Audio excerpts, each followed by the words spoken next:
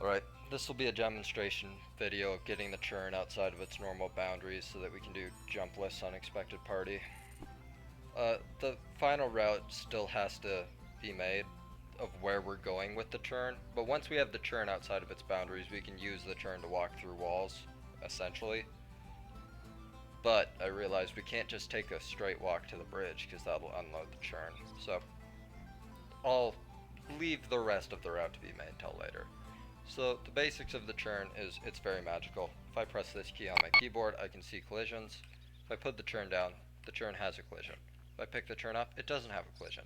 That makes sense. But if I walk over here and get that quest marker, now if I put the churn down, it has a collision. If I pick it up, it still has a collision.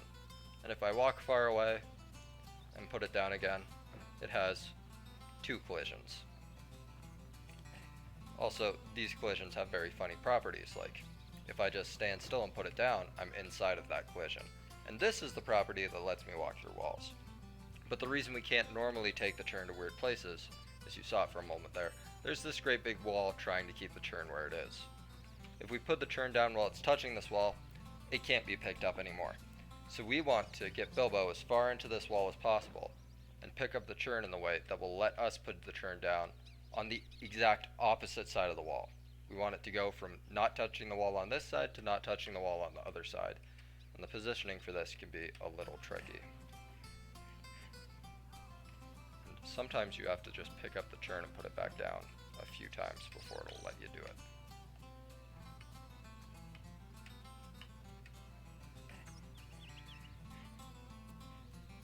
So the cue I'm looking for, which isn't going to be useful for most people because they're not going to do it with cheats turned on, is I know that it's good enough when I can turn sideways and not see any of the churn left.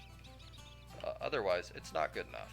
This is actually super precise, and it's going to be a real pain for anyone who decides to do it without cheats on.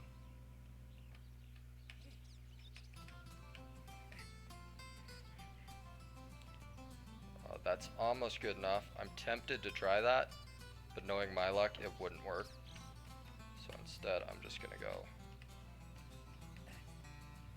like this. Oh, that's worse.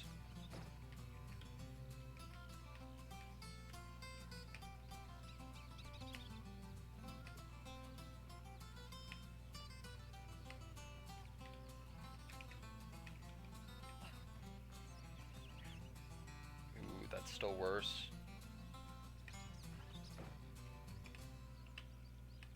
I know there are ways to get Bilbo to move slightly as he's picking up the churn. I don't know how to get him to move so he's farther into the wall. Do I have to pick it up and turn left at the same time? Does that do it? No. I don't know what really makes this any more likely to work. It's mostly guess and checking, and I've soft locked the churn because I put it down inside the wall. So we'll try this again. Normally this is jumpless, but I just want this to go faster, so jumps it is. You actually don't even need to have the churn glitch to do this. So even though for practical purposes, for what we want to use it for, we want it to have glitches, I'm just going to head straight to the wall and do it. This is the spot that worked well for me, right here. This was working well for me the other day. Oh, almost right, immediately got it.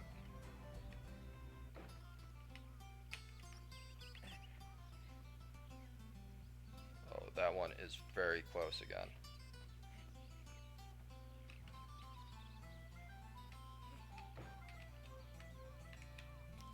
This is definitely a better spot to do this.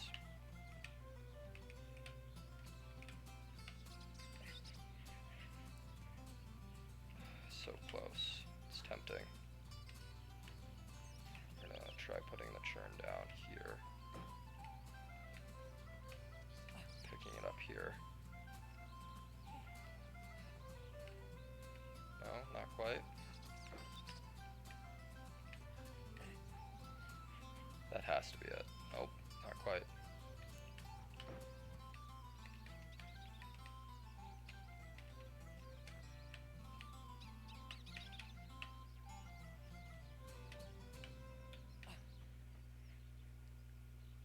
That's it. So, I have to turn this way. I can't put the turn down while I'm facing this way. If I hit E, nothing happens. I have to try to put it down where it's inbounds and then turn out of bounds quickly. So, hopefully that was good enough. I don't think it was. Oh, it was good enough. There we go. There's the video. Calling it there. Good enough.